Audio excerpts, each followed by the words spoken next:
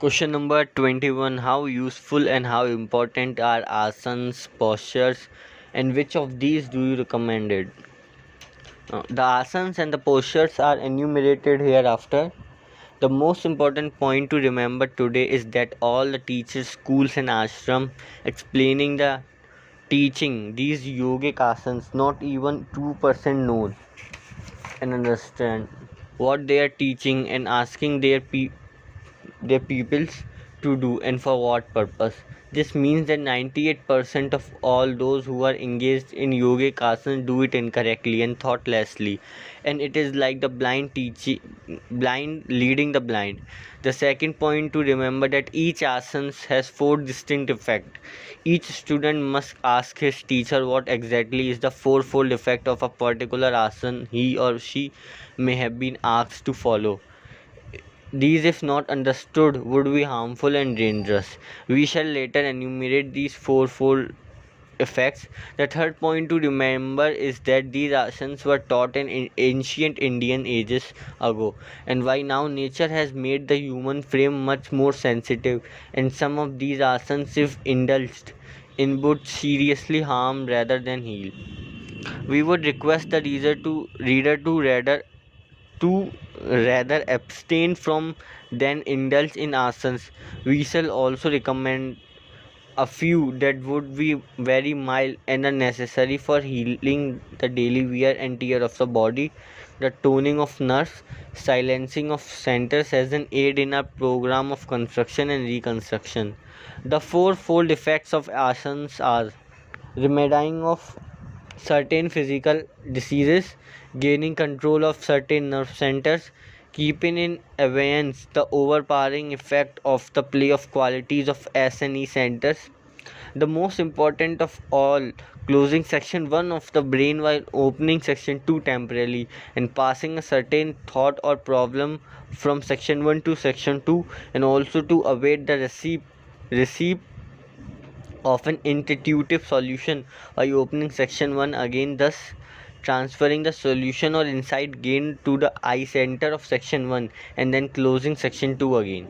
The point to remember is that all asanas lose their meaning and are positively harmful if not accompanied by three-step rhythmic breathing. Before beginning an asana, we should relax and practice three-step rhythmic breathing.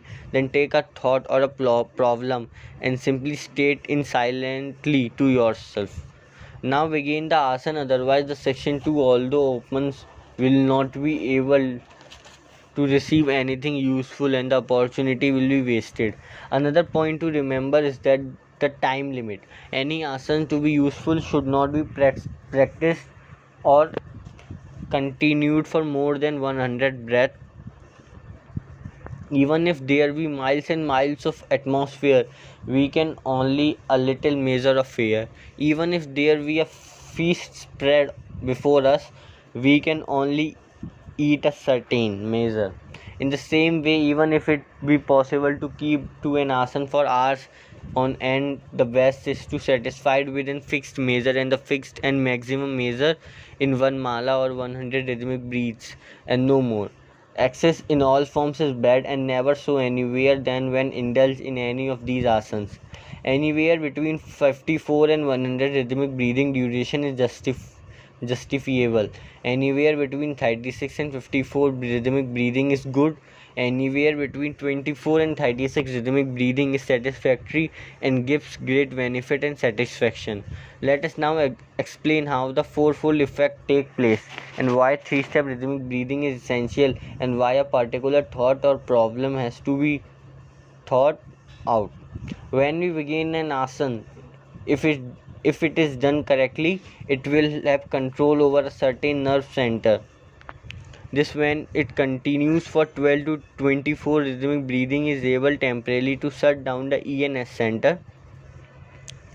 Whenever ENS center of the section 1 are shut, section 2 of the brain automatically opens. If you have already a thought or a problem in section 1 in eye center of section 1, this is passed on to or section 2 of the brain, which then analyzes it and gives an intuitive solution.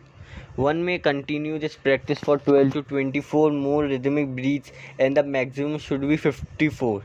Now relax the pressure a little on the nerve center, and section 2 will send the solution to the eye center, and section 2 will close by itself. If there be no thought, keep ready. The last struggling thought of the eye center will pass on to the section 2, and this could be a harmful thought for all we know. Then no sooner section 2 supersedes the normal functions of section 1 than all the four centers are subdued. Then the asana must stop for its purpose is served. Supposing you urge that nothing is wrong even if the asana is continued and section 2 is kept open for a longer time. It may be nice to concentrate longer. Please note that breathing is good and deep breathing is better, but holding the breath long is harmful because in 3 seconds all the oxygen content of the lungs is burnt up. Similarly, section 2 can find a solution to a problem or can think on a thought in a maximum of 54 rhythmic breaths. Therefore, to hold an asana longer is futile. It may satisfy one's ego but does nothing beyond that. More important is the fact that we begin the asana correctly, and it is first 12 to 24 rhythmic breathing and set off the ENS centers through the control of certain nerve centers. Pass on the thought or the problem to section 2, which opens automatically by shutting ENS centers, because the door which opens one closes the other and vice versa. This can be continued for 54 breaths. To relax the pressure a little, this technique of relaxing the pressure on the nerve center is difficult and must be shown properly by a competent teacher. Then the solution of the problem or the thought is sent back to the eye center of section 1 and section 2 shuts off. This takes about 12 to 24 rhythmic breaths. After the asana is over, relax pressure and continue the 3-step rhythmic breathing before about 2 minutes.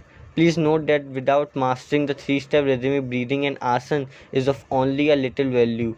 For a proper control of the nerve center is essential to secure this. Human beings still think that the absolute has no other responsibility than ourselves, and that we are so great and advanced that nothing less than absolute must incarnate. Shall we not at least now give up this schoolboy thought and accept that in creation we are too far down the line of evolution, and therefore usually a much smaller entity incarnates to guide us. A much smaller entity may be forgiven if we have hurt anyone's feelings. If there were but one word, people of beings for every million universe, then there would be more words people by being in entire creation, that they are living creature of all greats on our planet. Of these billions of people, of the billions of words people by being, there are some who are far advanced in evolution, and there are others far behind in evolution, and so more advanced as a baffle our imagination. This is nothing supernatural in all this, and what to us may appear as supernatural only obeys other higher laws. When the fourth section of the mind developed, we will understand even these laws. There have been some who had glimpse of the cosmic consciousness and have seen some of the law operate there, but the duration of their stay being short, they have felt or experiencing again the normal physical consciousness that either this physical experience is false or the other world is false. When such people get repeated glimpses of cosmic consciousness, they are convinced that there is another state which is superior to ours, and they verify in many ways its superiority over the normal consciousness, along with its superiority over usual consciousness without its limitation. With its limitation, he was in tears and was emotionally carried away. So too are those who get glimpses of the first stage of cosmic consciousness. They are ecstasy and call all else Maya. We also know that after long struggle and search, the young Gautam became the Buddha. He then gave the eightfold noble path and the fourfold noble truth. He then, without tears in his eyes, could say, there is a suffering, there is a cause of suffering, the suffering can be removed, there is a way to remove that cause of suffering.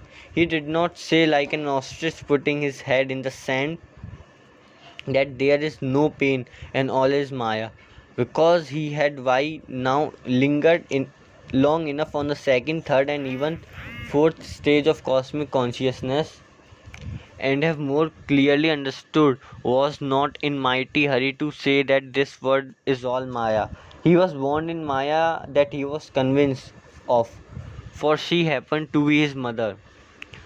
If we can only study and understand the episodes of such lives like Gautam Buddha, Jesus, and others, we would definitely understand more clearly, and then one would not parrot like repeat what somebody else has said or written.